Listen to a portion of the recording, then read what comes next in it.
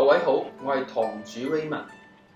我希望無論大家咩出身都好，都可以享有金石文化嘅興趣同埋權利。今日我喺深圳灣文化廣場同大家分享一件美物，就係我手頭上呢一方壽山石天南洞博古葵龍正對章。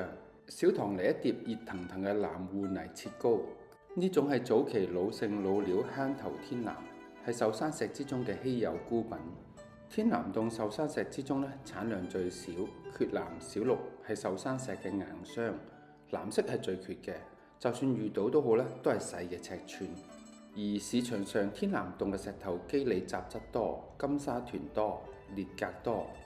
如果能夠擁有一方優質乾淨嘅天南洞，實在太難啦。呢件作品質地溫潤細膩，肌理乾淨，石性溫和密結，凝靈冇裂格。包裝自然濃厚，尺寸飽滿，色上淡淡純純之中，如雨後晴空，散發出一股藍氣。灰藍底色之中透出疏離狀嘅雲水紋，恰如壽山石考裏邊微雲河漢之韻。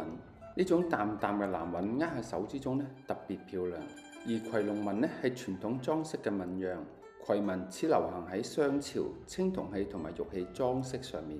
經過咗時代嘅發展，到咗明清，呢種裝飾嘅雕刻風格運用喺印紐嘅紐飾上，紋飾均係模仿當時嘅青銅器。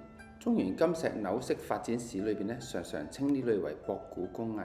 青銅葵龍紋作品博古印章，雕工古樸精美，細緻高雅，得自然之妙。印紐上方絲藝博古雕刻，主題葵龍紋紋飾，光景之中見紋氣，構思奇形，繼承上古神秘肅穆。